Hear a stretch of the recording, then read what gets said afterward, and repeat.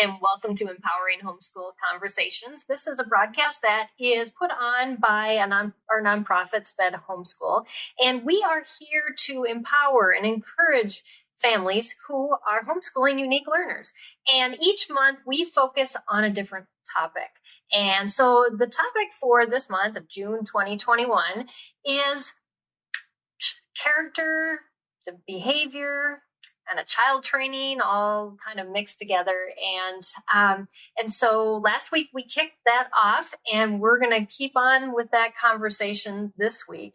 And so I'm excited to share our guest with you, Lafaya Mitchell. Thank you so much for joining us tonight. Thank you so much for having me. I am extremely excited to be speaking with you today. Yeah. And so we're going to be talking about cultivating relationships that improve child behavior. And we touched on that just a little bit last week. So I'm really ready to dive into that topic tonight. And if you are watching live, I see we already have a couple of viewers popping on. Just know that if you have any questions or comments about relationships with your children, I know I talk to some people as they're coming into the summer going, I don't know if we're going to survive the summer together.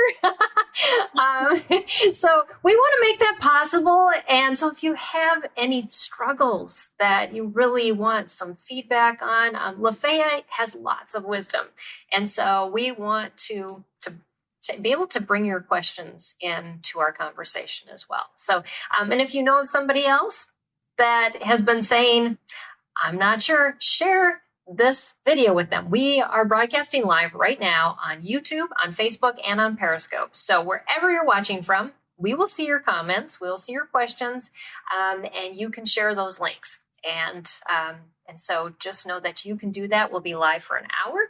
So definitely take advantage of that. That's why we broadcast live. If we were just pre-recorded, that wouldn't be something that you could do as easily. But I also want to thank Sunlight for sponsoring this episode of Empowering Homeschool Conversations. To learn more about Sunlight, you can visit their website at sunlight.com, and we'll hear more from them about halfway through this conversation. So Lafaya, as we get started, I would love for our audience just to get to know a little bit about you, and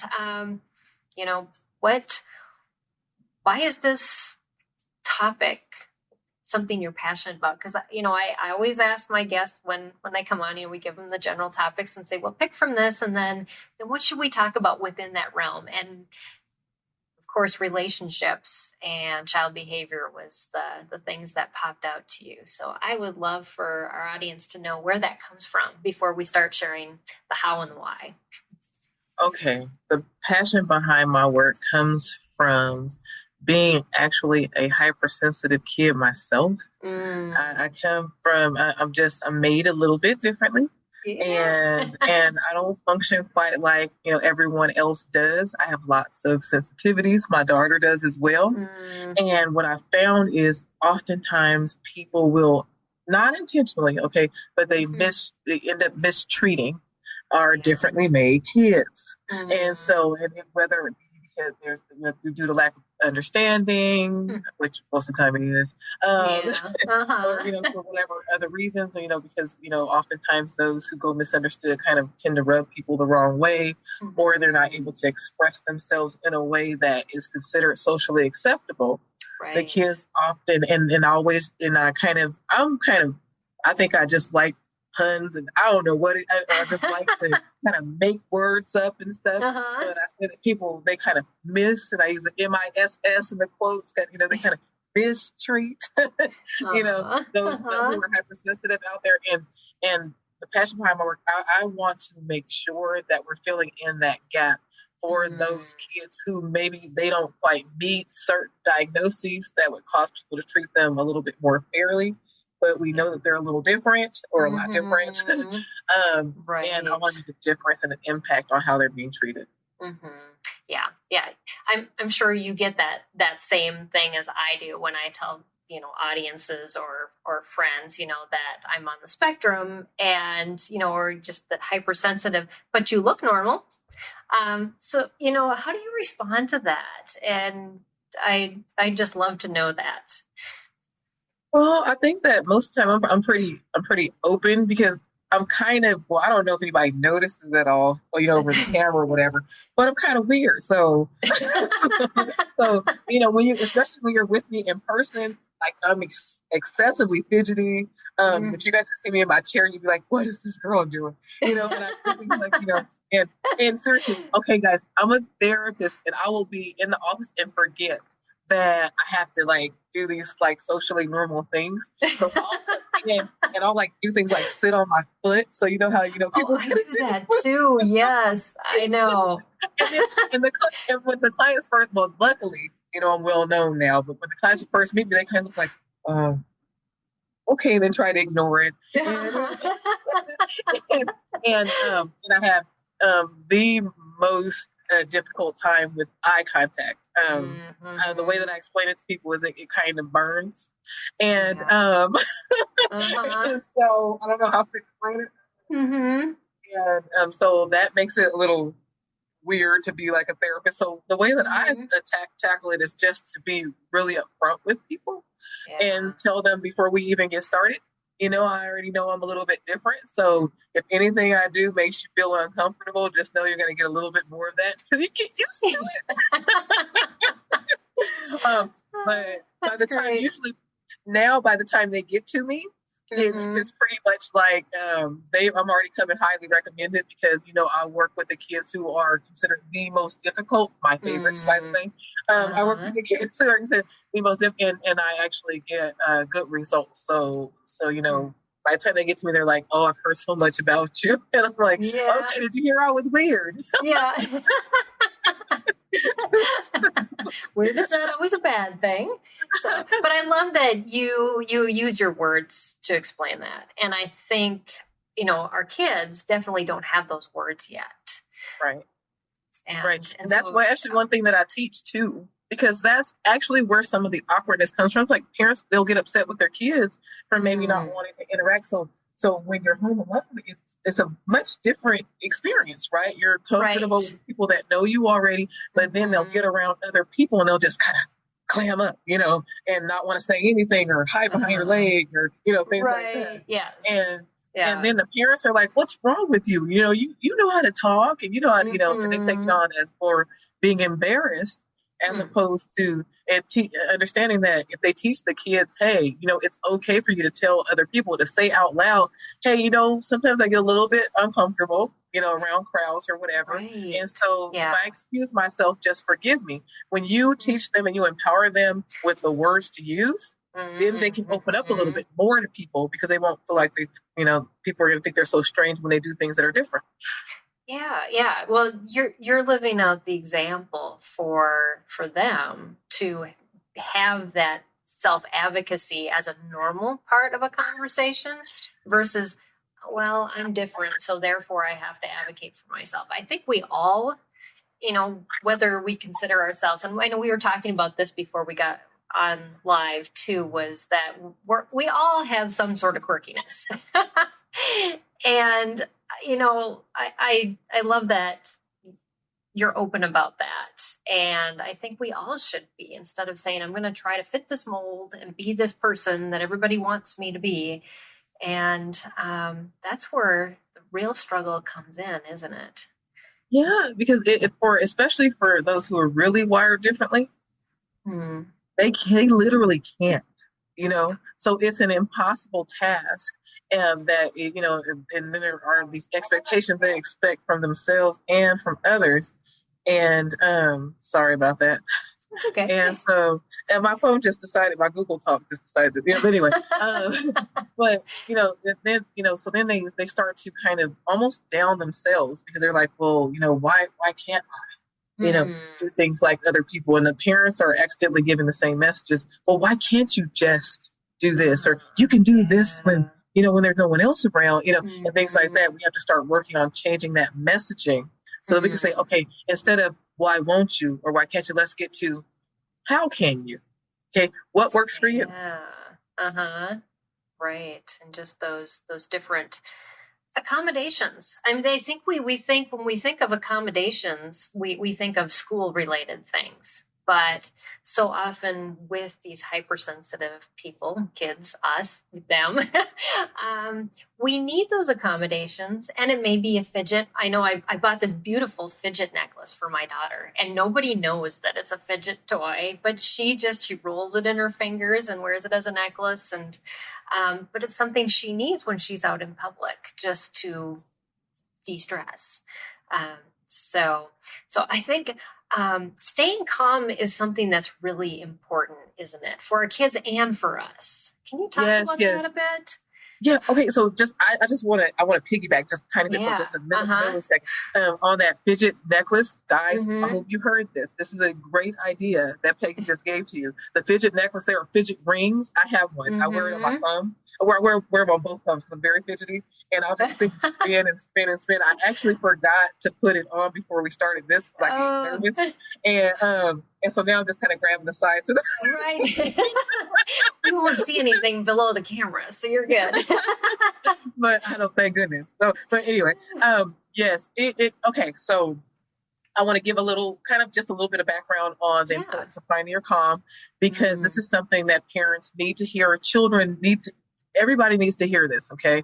There is this phenomenon that over the many years that I've been doing this counseling, therapy, all of that, I started to call it emotion soaking. Okay. And emotion soaking is the unintentional sponging of the feeling energies of others around you. Okay. Now you guys bear with me, because I know full well that people are, well, that's what an empath does. Right.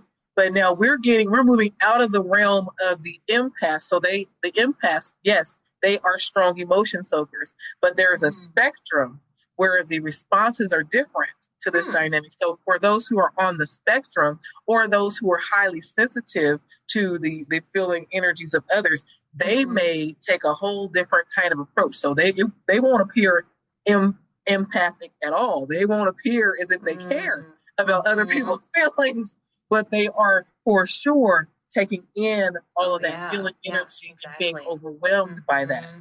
And so when you take into consideration the phenomenon of emotion soaking, and you understand that all hypersensitive people that are extra sensitive to the sensory stimuli around them, including that sixth element, emotion soaking piece, where you're into feeling energies, not just touch, taste, feel, all that. Exactly. I mean, touch, taste, doesn't feel, sight, all that.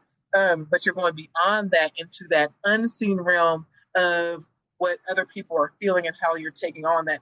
This is one of the reasons why hypersensitive people tend towards liking animals more than people, because animals actually make more sense. They're actually they have those instincts, those natural, and they're not overly emotional like most human beings. So, they're not personalizing everything like human beings do, and that kind of stuff. So when you take into consideration the dynamic of the phenomenon of emotion soaking, then when we start to speak to keeping your calm or finding your calm when you're engaging with a hypersensitive person, okay, including yourself, by the way. If you're a hypersensitive person, it's very important for you to learn how to find your calm as well, and see the reasoning behind it being that I don't want to feed more negative energy into the situation. Right.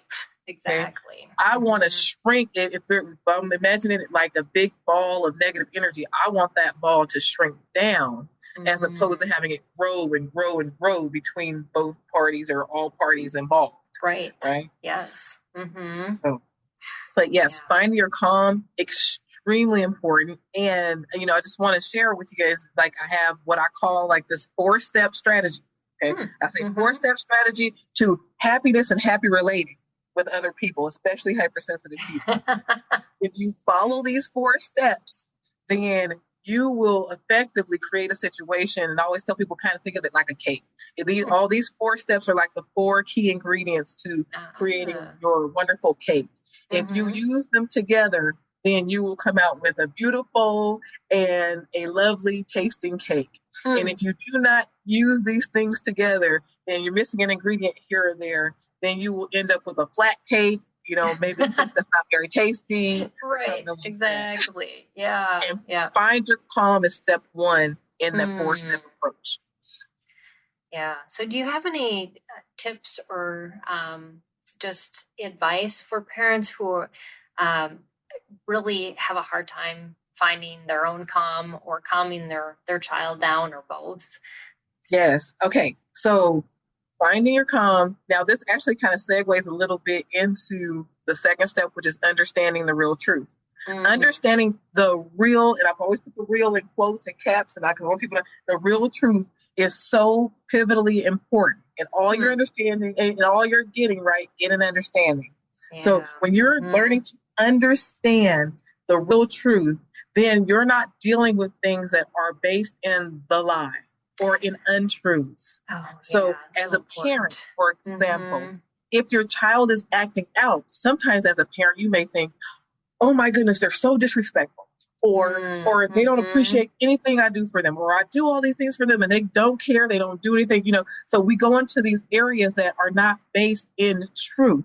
Now, truth is most human beings, no, not most, all human beings desire from birth to connect with other people. Exactly. Okay. So if someone, especially your own child, is doing something to cause a disconnect, is doing something to cause upset or frustration in their environment, that people want peace in their environments.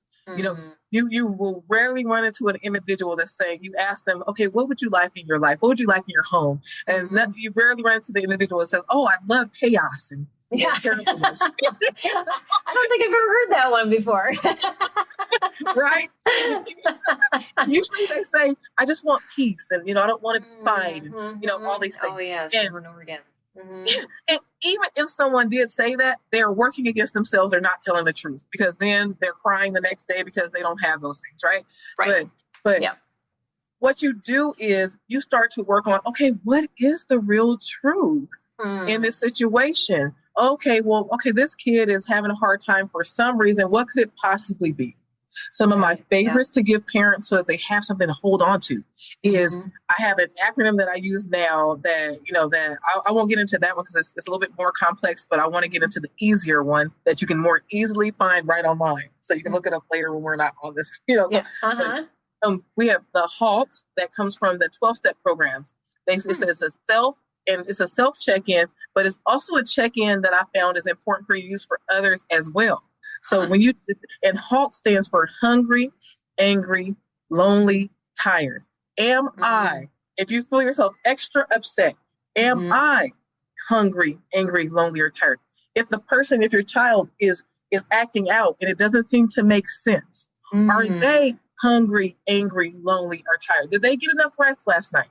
Okay. Right. Did they have their snack or lunch or breakfast? Right.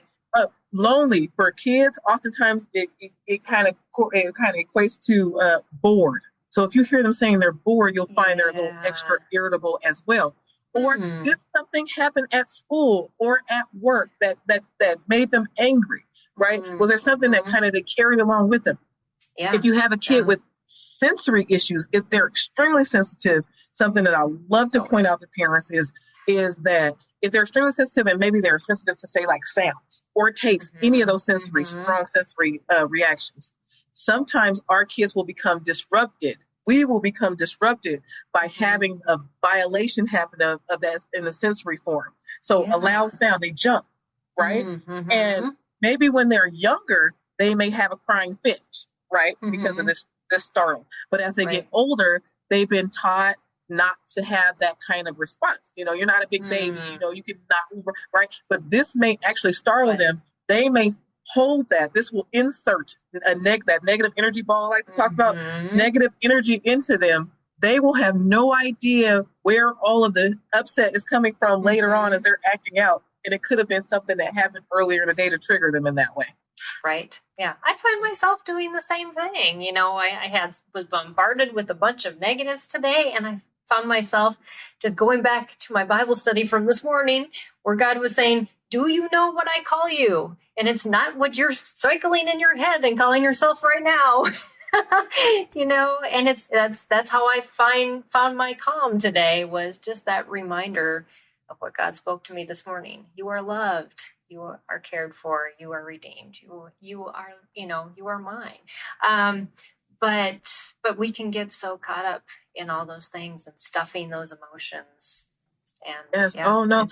Now I hope you guys were listening to this too. Now the keys. She's giving us keys and defining your calm. Okay. So if you've done your Bible study in the morning, which you should, your meditation time in the morning, then think back on those things. Remember, you want to think on those things that are good, those things that are virtuous, those things that are a good report. Right. Now this is the powerful stuff that really helps you to find your calm, really gives you what you need. Yeah, and so good to share with our kids too. I miss those days when my kids were little and we did Bible studies together. So yes. Now you have to sneak them in now. Yes, exactly. It's in conversation as they're passing through the kitchen, getting their coffee in the morning. Now another way to find your calm is to do body check-ins. Oh. You want to check in with, we call it, check in with your body cues. Because see, even though sometimes, people can say to change your thoughts and, and all that, but that is just, I'm sorry, that's just not a very easy thing to do. No. I like to give people things that are tangible, that they can really grab a hold of right away. And right away, we can tune into our bodies and pay attention to what happens in my body when I become upset. So most of the time, you can ask people this, and they may have some of the answers for you. They may tell you, okay, my muscles get tense, right? And they may tell you that, people start to shallow breathe. The more upset they are, the more shallow they breathe, right? And one of those ones that people, forget a lot, but our heart starts to pound. Why?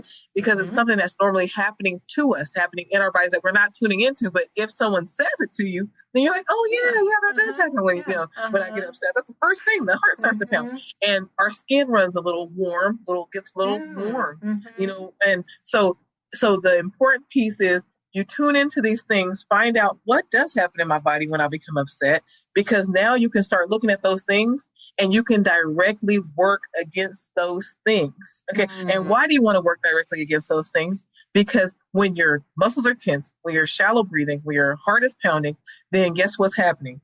Your mind, the message to your brain is saying, alert, danger. Yes. And you're going to either enter into, and this causes you to enter more quickly and more, dramatically into fight or flight. And so, and it's really difficult when you're having these fight or flight messages sent all up to the brain to calm down. So if you start to counter those things by saying, okay, wait, check in. Okay, take a deep breath. This is why they tell you to take a deep breath, by the way. I used to hate when people told me that. Oh, I know, exactly. I know. And so, but now I understand that it's so that I can start to send a different message to the brain. Now that I understand that, it's a far more effective, because I would try to take the deep breath, but my muscles are all still tense. So I'm like, it doesn't work out very well. But when you're working each of these and you're actually taking the breath in as if you are attempting to slow the heart rate like you would when you went for a run now. Okay. So now you're taking in a deep breath with the intention of slowing the heart rate. And you're getting that double good of now you're not shallow breathing when you're doing that as well. And then you're relaxing your muscles at the same time. You guys, it is extremely difficult, first, before I tell you this, to try to deep breathe, relax your muscles, and stay really upset all at the same time. So do you have any tips on how to get our kids to do that without them being offensive? And saying, like you said, I used to hate it when people tell me that. And when my husband even tells me that, just take a deep breath. I'm like, Yes.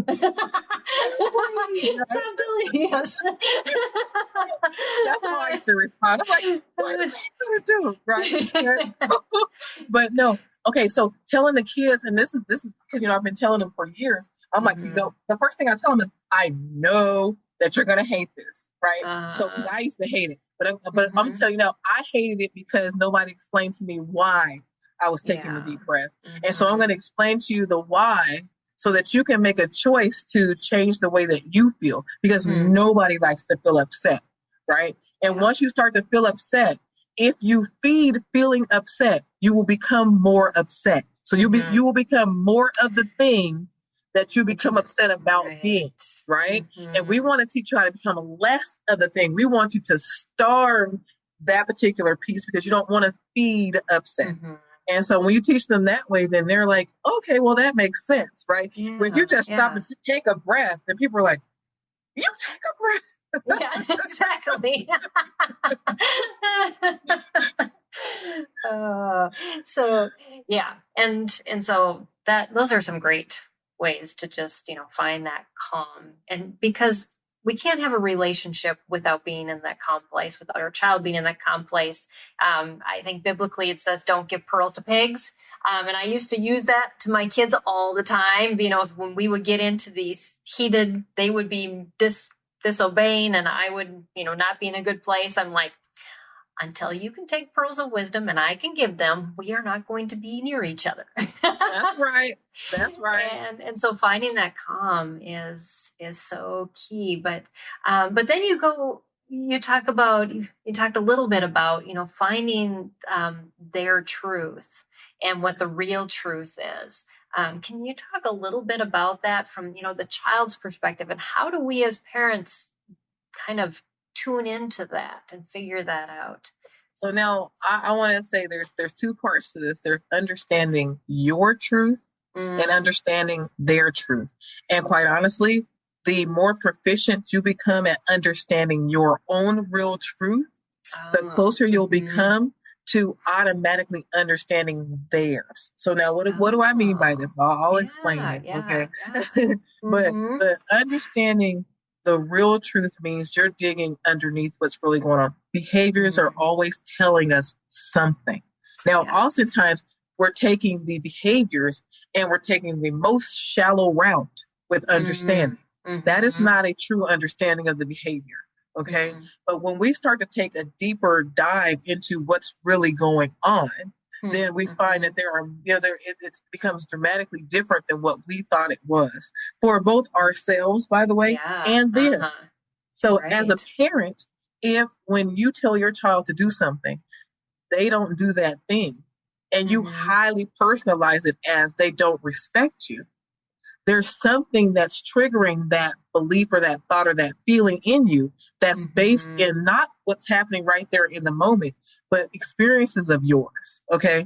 So, and I'm only saying that because most of the time, if you're feeling like especially strong emotion, by the way, about it, then it's really triggering something. Have you in your life felt not listened to, not heard? Is that something that carries along with you from your childhood? Is that something that, that you find in your marriage or on the job or something? Most of the time, there's a reason for the strong emotion behind it. Because when you tell your children to do things like, say, clean their room, and they say, okay, and never get around to it, right? And they say, okay, never get around to it. But when you find yourself in that position, then the likelihood that they, forgot, because it's not, in their area of what they're thinking about right now. Right. And, and if we're dealing with autism spectrum, they're on their own agenda. It's an actual symptom, Right. Or actually, I think that's executive functioning too. That just how do we even tackle this project? Right.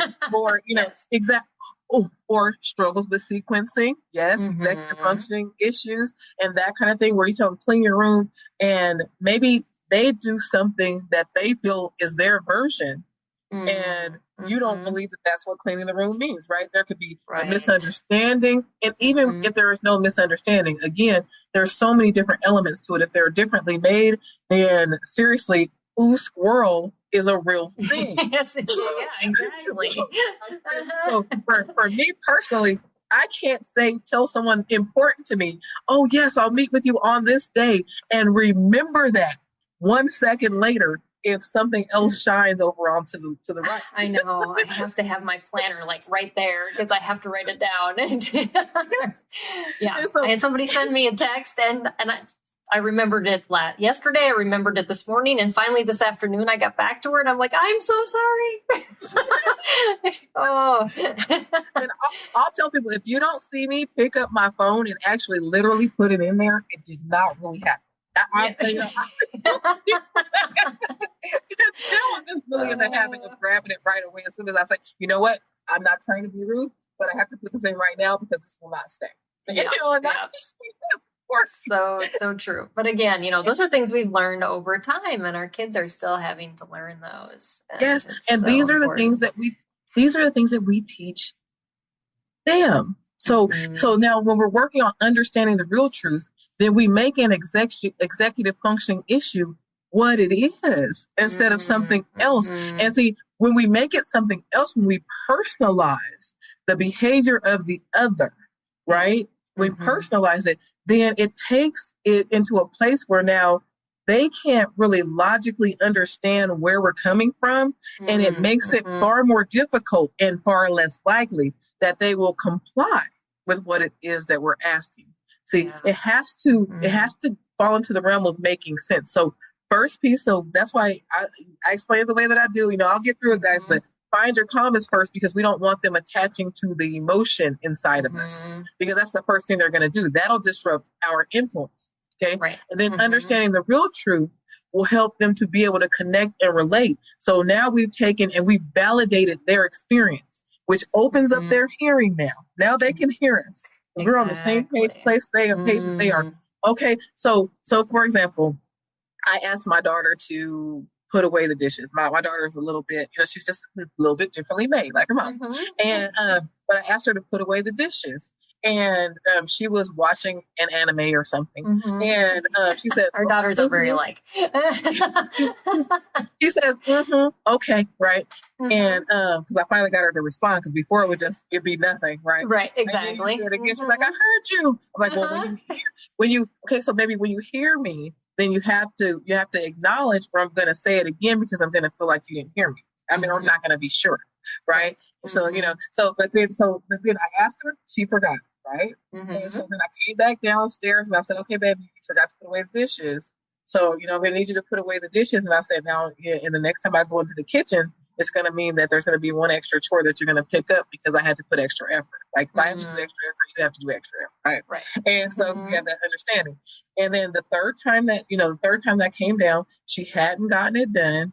And I looked at her and I said, babe, I said, okay, so I told her, I said, I understand that your anime is a distraction. I know that. I said, so I'm going to need you to pause it where it is, or we're going to have to go ahead and have you put it away until after you finish with the dishes, right? And this is the way we did. And because this is the third time, as I promised, now I need you to mop the floor too, kind of thing. So, some parents would have been like, oh my goodness, like how many times do I have to tell you and personalize and all this? But what I ended up getting out of it as a parent is clean dishes, a clean floor, and a kid that understood that, oh shoot, okay, this was a distractor to me. Next time I'll put it away so that I don't get the extra chore. Right. Yeah. Yeah. We called that honor. It's like, are you listening the first time? And, it takes something away from me when I have to ask again. And so my kids saw that as a tangible, that they could grab onto. Oh, because mom has to spend extra effort getting me to do something. Now I have extra effort that I have to put forward into what she was going to do and spend that time doing. And it made the equation make more sense to my kids with that's so perfect. That's the key, is because we want to teach them real life lessons, because that's exactly what happens when someone has to ask you more than once, and it takes something away from them. It takes something away from your relationship with them as well. Yeah. And so it's like, okay, well, if there's something that's taken away, then we have to remember that we need to add something too, so that we can keep the balance. Right. Yeah. And so it makes it so very important. Yeah. So I don't want to stop this conversation, but we've hit over halftime, and I want to put up our sponsor. They have a little informational video to share with you. And when we come back, we're going to continue on this conversation about finding the real truth for you and your kids, and more that Lafaya has to share. So hold on, and we will be right back after this announcement from Sunlight Curriculum. At Sunlight, we schedule every book. We provide math manipulatives, all the science supplies, all the art kits. We tie that all together. So when you get a Sunlight box, it's about 60 pounds. And you think, I can't do it. But every day you have a schedule and you work your way through it. And at the end of the year, you go, I cannot believe how much we've accomplished. It's amazing.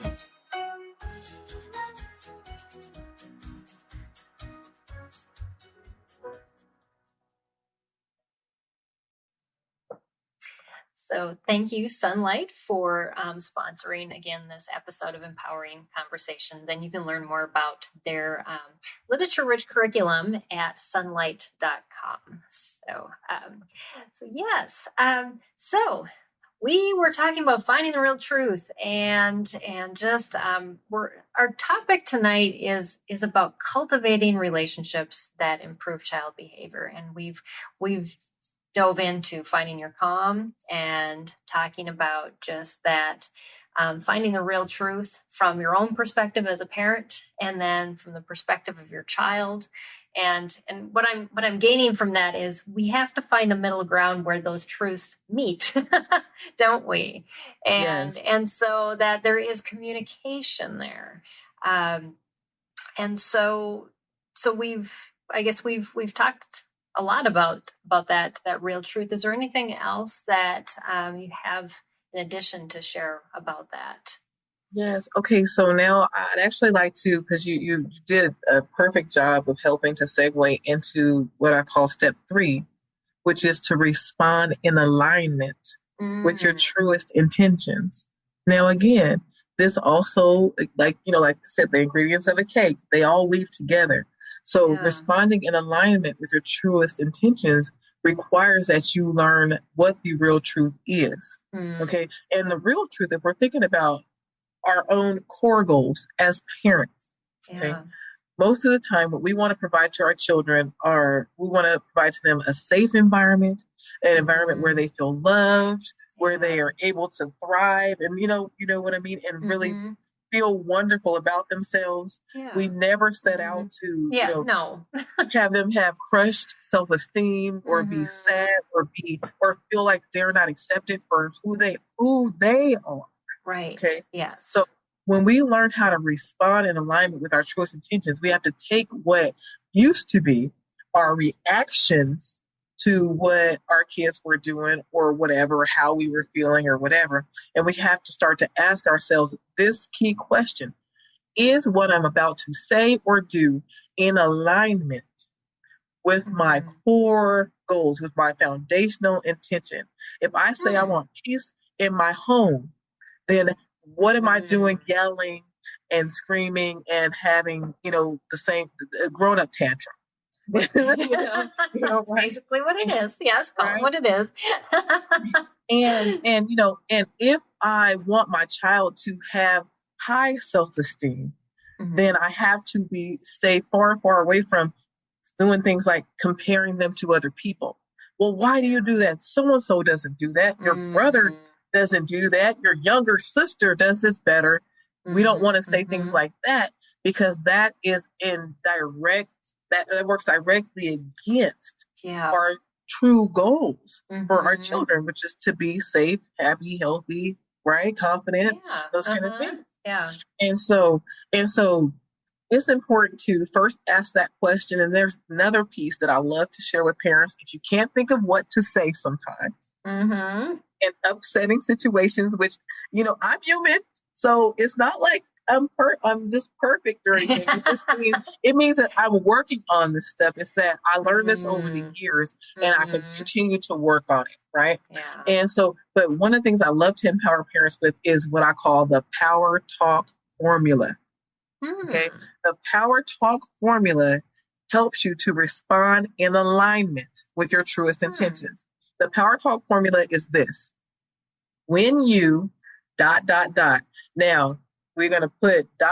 in parentheses, undesirable behavior, right? When you participate in this undesirable behavior, it causes ... Okay. And in that parentheses, we put an undesirable response or something that you really don't want to have happen. So when you it causes now, and then we want to add in, and I know that's not your intention, right? Because we know they don't want the poor results. Right. So please, ... new desirable behavior for both of us, right? And so when you forget to do your chore when asked to, right? It causes me to feel as if whatever entertainment, whatever thing you're entertaining yourself with is too much of a distraction for you to be able to remove yourself. Okay. And then I start to think about removing the distraction. Right. Yeah. And I know that's not your intention. So please, if you could give me a response the first time or respond, more quickly or whatever your desirable response is, so that I'm not feeling like I need to remove that for you to act. Right. Right. Then it would be better for both of us. Yeah. Yeah. So yeah, you're taking the emotions out of it, Yes. and it's all about communicating the if this happens, this is what results, and making it very clear cut.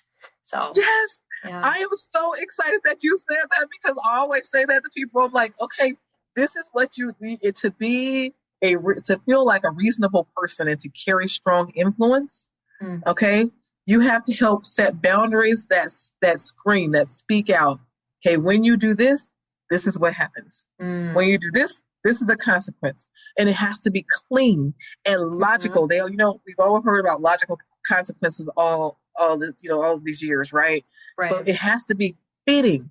And when you start to talk about how they don't care about you or everything you've done for them, or all these guilting things, that has absolutely nothing to do with logic. That is you all wrapped up in your emotions, all wrapped up in personalizing something that you don't want to personalize, because personalization takes you out of the realm of influence now. You personalize it, so now it's become your problem, as opposed to being a thing that stayed with them. Now it's their responsibility to keep a thing around that they want. Yes, exactly. Yeah, they don't want to lose that. And it wasn't their intentions usually in the first place, but they can't read how that's affecting other people. It's, you have this tunnel vision when you're on the spectrum. And I had to explain that to my husband, because he always wants to go for a walk at awkward times, just take the dog out for a walk. And I'm like a freight train. When I'm working on something, all I see is what's in front of me. And I said, honey, it's not that I don't love you, and it's not that I don't want to take the dog for a walk. But when you ask me to go for a walk at a time when I'm fully absorbed, I can't switch gears right away. And I need you to just give me some leeway in that, and say, when might you be free? Or when can we work in this walk, instead of, can you go for a walk right now?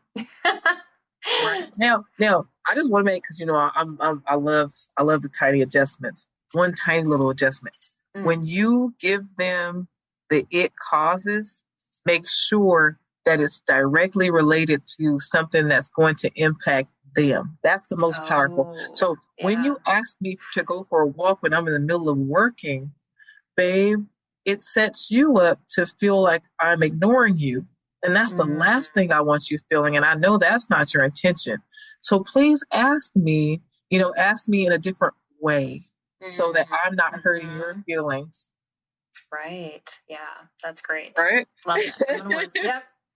He got it. He goes, oh, I finally understand this now. I mean, because you just feel like, I want to, but this struggle inside me that, and I know what my kids deal with when they're, hyper focusing on something, and it's so hard to switch tracks. And so now, especially for our kids on the spectrum, you especially want to be careful to make sure you mention how it impacts them. Because a lot of people call it selfishness.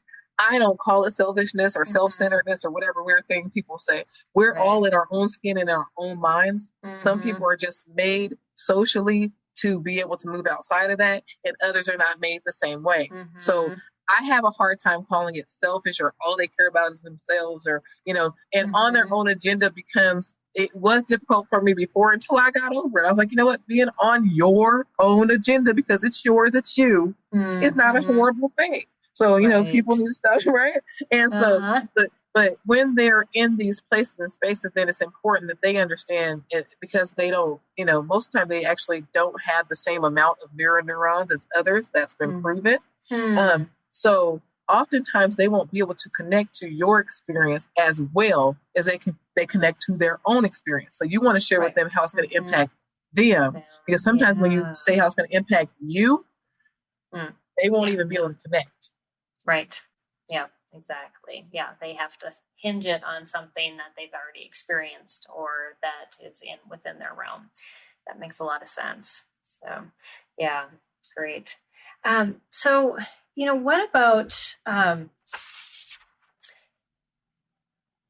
moving our discussion towards, just hope?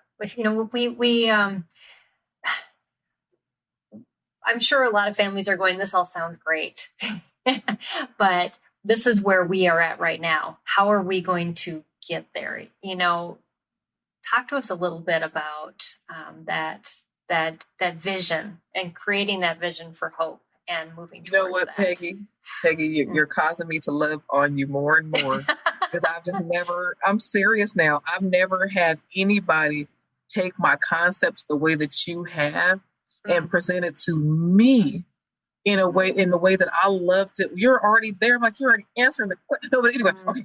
You're making me cry. Okay. No, I love you because you're so, yeah. Oh, anyway, I'll do this afterwards. Okay.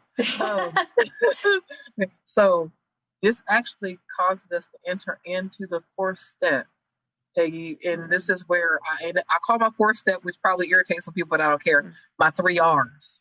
Okay. The 3 R's is what establishes that longevity, first of all, in the results that you're getting, but it also gives you that hope. It injects the hope that you need to carry on and keep carrying on another day in the relationship. Now, the first R is to recognize the small step differences as you relate in a different way now. Now you're following the F, the U, the R. Now you're getting into recognition. And the reason I say, and I have to super emphasize recognize, because most of the time we tend towards recognizing those things that aren't going well quickly. Oh, yeah. But we don't pick up on the things that are going better when they come in small measure. But that's how better comes. Better comes in steps.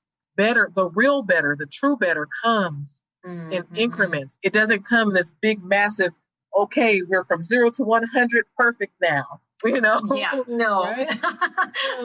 In small steps. And so if you learn to tune into those small step improvements, recognizing those and picking up on those, and then second are highly reinforcing those small steps in both.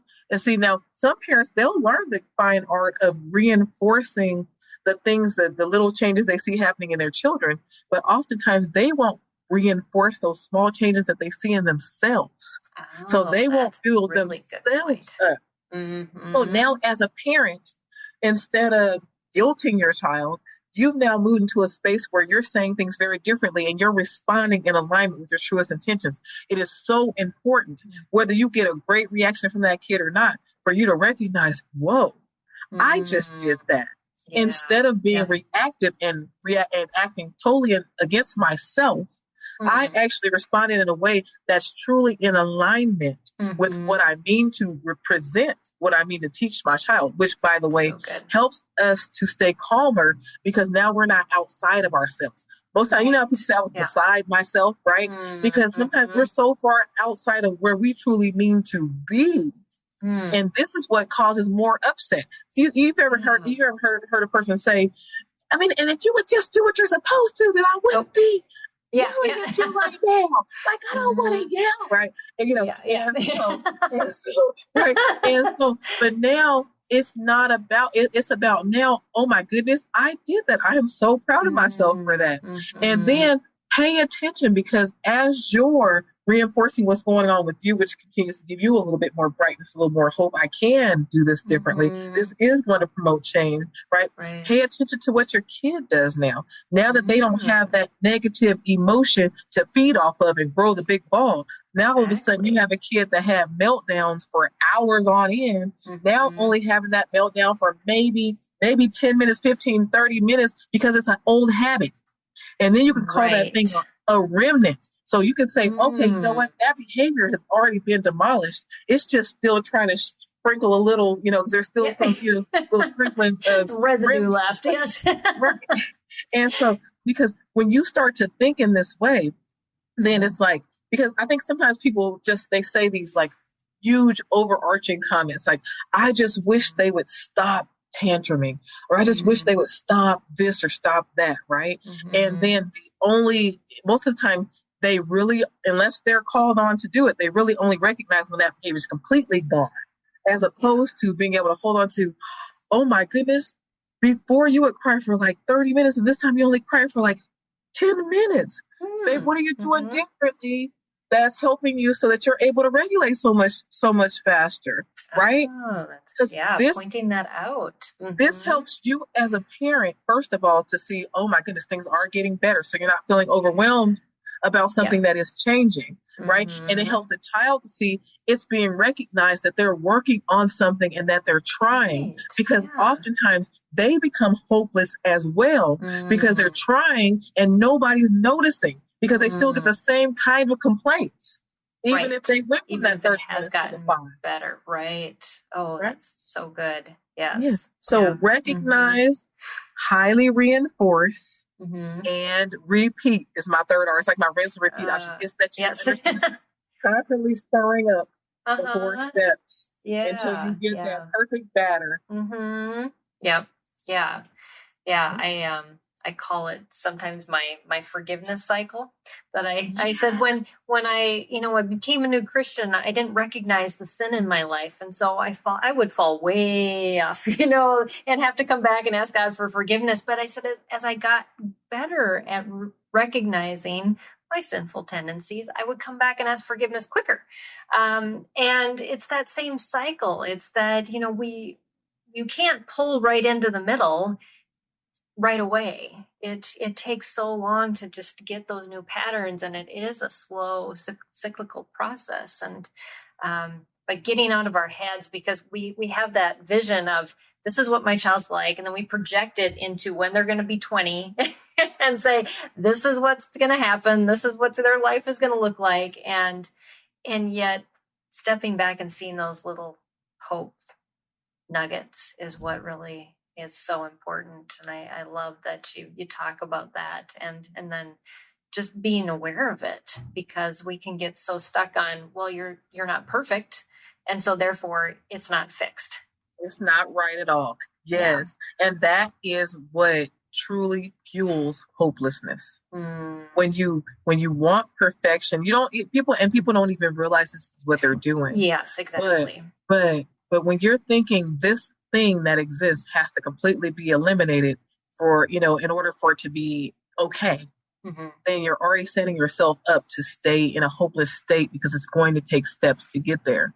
And if you don't recognize those steps to get there, you will effectively move those, what used to be a step, now you'll move that out of the way and keep starting all over again, because there's no recognition of the step being there. So a step can't be a step unless you recognize it as that, you don't remove it. Yeah. We're trying to take giant leaps when we should be taking tiny baby steps. Yes. So true. Well, as we're wrapping up our time, I would love for you to talk about your books and about your website before we go. And I know on our YouTube channel, also in the description, I'm going to be adding more links after the broadcast too, so that you can connect with all of Lafaya's resources. But why don't you tell us a little bit about what else you offer, so parents can dive into that if they feel like this hour was just the beginning, and I want more. Okay, so yes, I'm going to tell you now that 3 books, I am not the type of person that wants to be seen or heard or have things out there in my, that's representative of me writing. There's too much shyness and too much fear that I've had in my life. Now I'm getting better. One of my practice scriptures is that no man lights a candle and sticks it on, and puts it in a vessel, underneath a bushel, underneath a bed, whichever. Whatever. No man does that, but they put it up on a candlestick. I have been moved in such a way where this is something that is like my life work. This is my purpose. I was not allowed not to share this, no matter how shy and terrified I was not allowed not to share it. And when I had the very last family that came to me and said, hey, you know what? I've had my daughter in treatment for over 10 years and she's never been helped. You have to share this information with other people. That was the last time I was going to hear that. Yeah. And once I went and I pursued it, and plus, and God kind of pinned me down to some kind of hard. He does that. So I got kind of pinned down and said, "You're going to do this." No, but okay. But once I was obedient to the call to write the books, I wrote this encyclopedia-looking thing, and it was a 60,000 word document, and I was like, and it was just like downloads over and over, all day, all night. It took about 2 weeks to get everything up and out of me.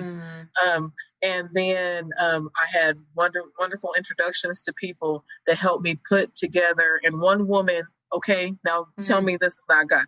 One woman came into my life who calls herself the book creator. And she said she raised 2 boys on the spectrum. She took one look at my material and she said, if I had this when my boys were younger, I would still be married today.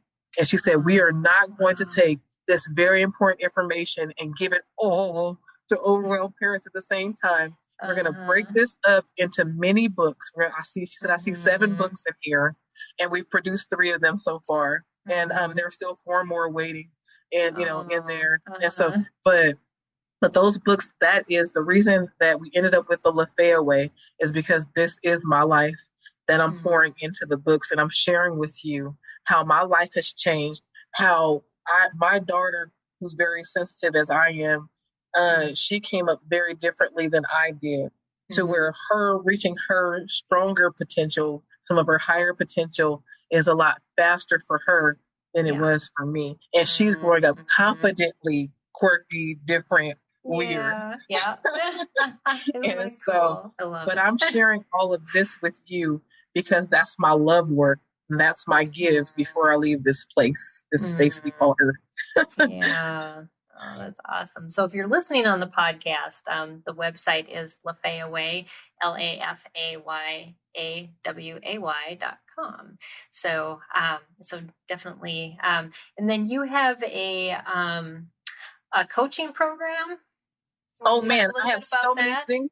I have so many things now. Oh my goodness. Okay, guys. So I've actually been working on developing a curriculum, which is a huge deal to me because I have no idea how that came about. I'm like, okay, God, right. And so, but I have a parenting program. I call it Parents Empowering Parents. So I'm all about parent empowerment, and I'm all about parents understanding that they're the experts, that when we're seeing things that need to be adjusted, they are small adjustments. No parents are missing it. They're not missing it by a mile. And the stuff that I teach is going to hit you like home, hit you like this is the way it was always supposed to be. And there was just something a little bit that I was missing. And what I say is the Lafaya Way, it lights the pathway to your getting to your true self and helping your children get to their own true selves. And so the PEP program is awesome. You can find it on LafayaWay.com underneath services. I also have a Let's Get Social. Now I have it's a social enhancement group for our higher functioning kids who they have some social functioning, but they need help in those little areas, like they hate making phone calls or have trouble interviewing or, have different fears. We're working on that kind of stuff. But I have so many goodies for you guys. I have a Q&A the Lafaya Way that I run. This is my gift. This is my free of charge gift once a month. Q&A Lafaya Way. Come in, ask me your tough parenting questions. I love to answer them, so please come ask. And then I also have my YouTube channel. Lots of education there. Have people binge watching it now. You're sending me messages and all that. So just watch those. I'm a little goofy, but I give good information. Good. That makes it more fun. So yes. Well, awesome. And yes, I highly encourage you check out Lafaya's website and all of her resources. And I just want to thank you for all that you shared with us tonight. It really resonated with me, and it is very important information for parents to have who are raising children that, typical parenting strategies don't work. And, really, these strategies work for typical kids too. So whether or not, so that's important. So, but as we wrap up, I want to thank Sunlight for sponsoring this episode of Empowering Homeschool Conversations. Again, you can check out their website at sunlight.com, and also know that we are a nonprofit, a 501c3. So if you donate to SPED Homeschool, you can do that on our website. It is tax deductible, and that supports our broadcasts. It supports our ministry outreach. I'm adding new team members. I added 2 just this week. There is so much work, and I can't do it all myself. And so I'm having to pay people, but that needs to be supported. So we would love for you to become one of our donor partners. So you can check that out on our website. But we just offered a pre-release of our Homeschooling Your Struggling Learner Through High School Masterclass. This has been 2 years we've been working on this course. It's 20 modules. The downloads are almost an encyclopedia in themselves. So it's I think it's over 200 pages, and it's all like free links and things that will get you from starting high school to finishing high school with a struggling learner and homeschooling. So I'm so excited. You can check out that on our secondary website, which is empoweredhomeschool.org. And so, and also we have some webinars on there and other things. And over time, our partners are also going to start adding courses. So Lafaya, if you want to offer your course on there as well, since you're one of our partners, we can do that. We can actually upload it on our site too, so that parents can find it quicker. So anyways, that's coming up. We have a bunch of reviews. If you've been watching our YouTube channel, we're premiering reviews or unboxings of curriculum every Monday, Wednesday, and Friday this week and next week. And I think in a couple more weeks to come too. So lots of ways for you to see curriculum if you haven't been able to make it to a homeschool conference and are like, what is in this box? What do I get with that? Our team is excited to share that with you. So, but if you are going to conferences, I will be in Iowa in a couple weeks, and then I'm going to be in Arizona in July. So if you're going to either of those conferences, stop by my booth and the SPED Homeschool booth and say hi.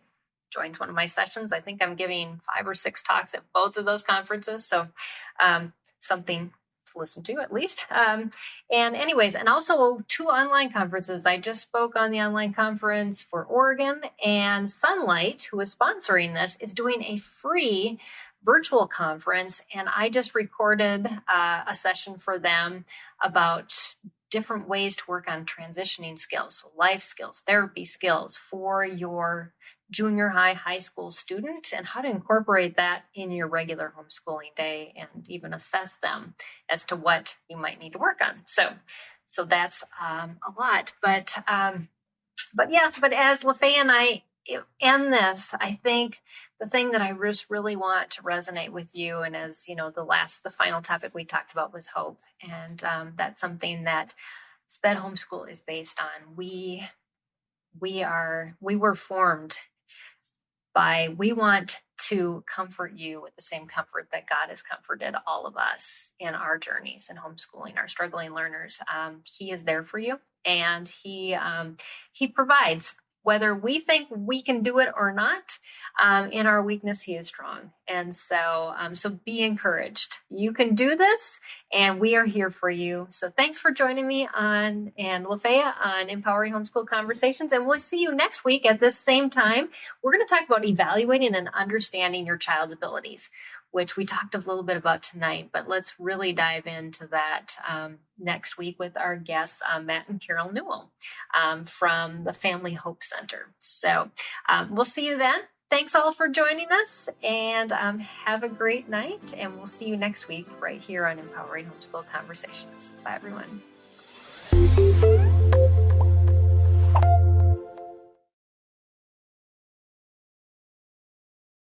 Is life feeling chaotic?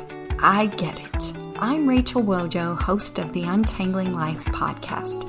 Don't miss the passionate encouragement and faith-based resources you need to help you clear your head and calm your heart. As Shell says, it feels like Rachel always knows what I need to hear. She keeps it real and is so humble. Her podcast is just the cherry on top. Enjoy Untangling Life with Rachel Wojo on lifeaudio.com or your favorite podcast app now.